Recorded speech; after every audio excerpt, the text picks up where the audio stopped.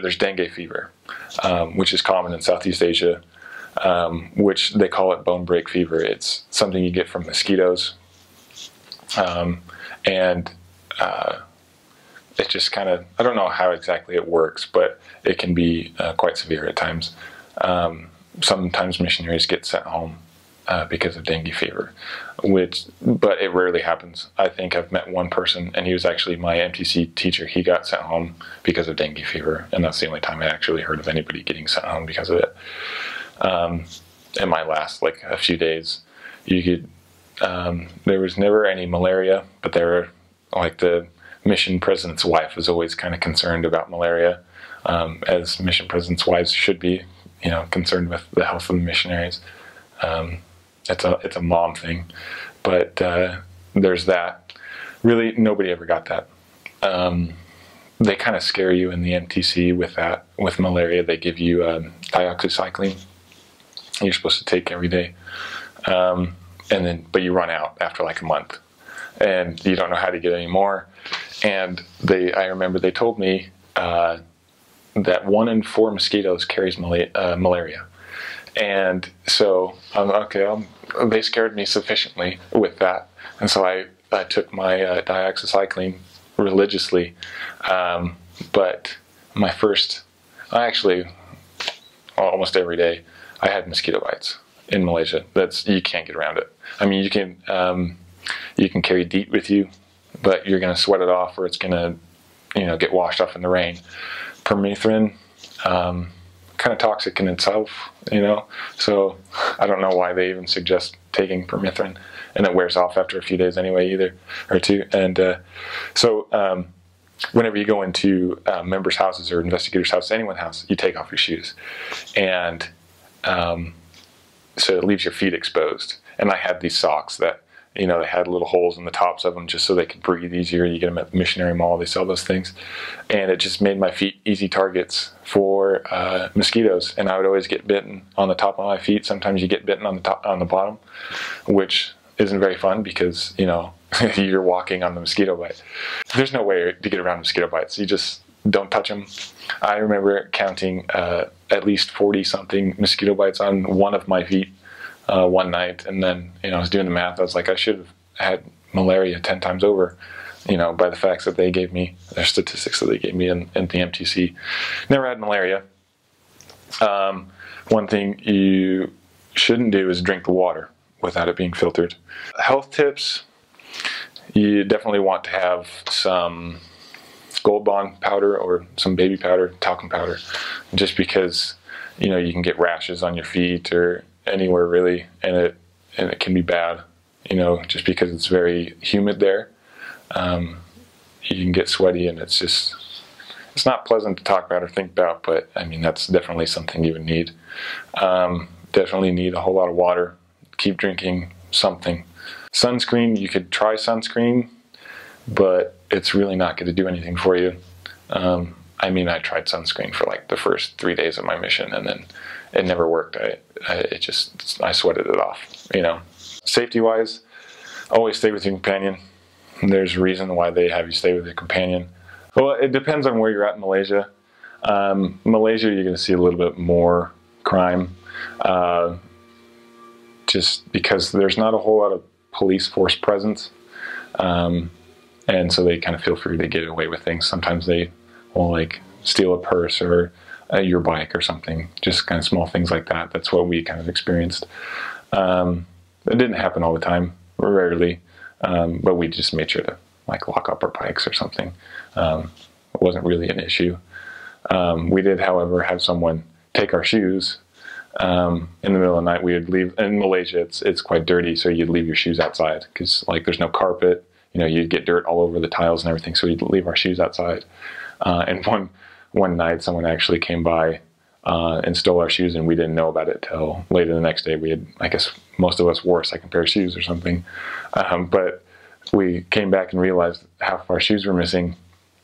And so that night they were having a night market, and we went back and bought them back. So it was kind of obvious that we're the only ones that wear size 13 leather shoes in Malaysia.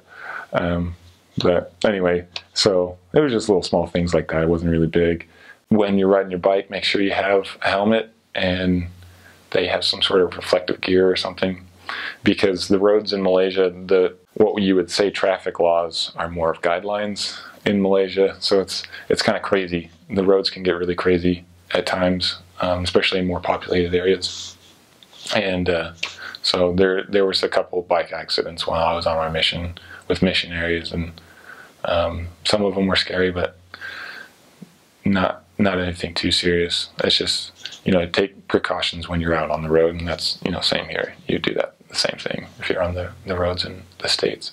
Crime safety, just make sure everything's locked up. I mean, you can't really do anything other than that. Just make sure you have an idea or know or can see where your things are. Your bike, if you're teaching a lesson, you can't keep an eye on your bike. You're just going to have to hope that it's going to be there, and it usually is. There's rarely anybody that gets their bike stolen. So it's really not any different than the States with crime, and so you're not going to run into like thugs or anything like that in the back alley. One time though, it was kind of a funny experience.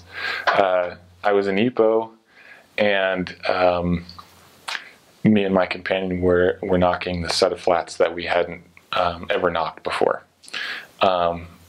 And there's probably a good reason that nobody had knocked it, and we just didn't know. So we were knocking these doors, and the flat was quite empty. It was kind of poverty-stricken. And we had gotten to this back section of the flat, and we knocked on this door. The windows were all kind of caked in some weird stuff, and it was kind of gross. And you can hear, like, everything's cinder block in these buildings, and so you can hear when a house is empty, it like doesn't have a couch or anything like that. Everything echoes. And so we knocked on the door, and we could tell that it was empty, but we heard someone inside, so we kept knocking. And this guy, he opened the door and he told us to leave. And we're like, oh, okay, well, we're going, don't worry, and so, but he looked more scared than threatening, he was like, get out of here, he was scared that he was going to get caught, it seemed like. So we left, and we kept knocking, and then some other people came up to us and they told us to leave. And we're like, okay, well, we're just, we're missionaries, we're just teaching. And so they had, we didn't leave, we knocked the next door. These guys, I don't know, I was kind of arrogant at that time, because, Malaysians, natives, anyone really there is probably like 5'5" and under, and I'm 6'7", and I had a big companion at the time as well. He was like 6'2". We're like, we can scare him off, enough to get out of here. We're not going to like start a fight or anything, but, we can hold our ground. And so we knocked the next door, and all of a sudden there was about like 20 people at one of the exits for the flat. And so we were heading towards the other other exit to the flat, and the group split up before we could get there, and they kind of just walked past us, and as they were walking towards us, I'm just like getting ready, like mentally ready. I don't want to get in a fight, but if this happens, it's going down. But anyway, nothing happened. They just walked by us, it was just me getting scared. And so it was a little humbling, like 10 or 15 little 5'5" people, they can do some damage. And so we were kind of trapped. We couldn't get out without going through these groups. And they, at this time they looked a little hostile. And so I called a member, and I said, like, if we don't call you back in like 15 minutes, come look for us. We're here at this flat, and they're like, oh, okay, what are you doing there? Like, oh, well, we're just knocking, there's people. We kind of explained the situation, and we were speaking in English, and I'm sure they understood the English, but the groups, they kind of looked at us and like, oh, he's on the phone, like, what's he doing, And so I hung up the phone, and then they kind of dissipated. They just left, and then we walked out, and then we met this member. The member came to find us, and we saw him on the street, and she asked us what was going on. We're just like, oh, we're knocking, and we knocked this one door, and this guy, told us to leave, and we didn't, and another guy told us to leave, and we went to a different house, and then they just surrounded us. And when we had driven by, there was this kind of a meeting, like a town hall meeting type stuff for all these residents in this flat, And that's probably why we didn't get a whole lot of it, people talking to us, because most of them were out at this meeting. And we found out that that meeting was actually for the drug problem that that flat had. And it was mostly methamphetamine and heroin and stuff like that. And so we had probably knocked on a meth lab, and they were scared that we were going to rat them out. And so they didn't want us to leave. And so, but they ended up letting us leave anyway. So it was a little scary.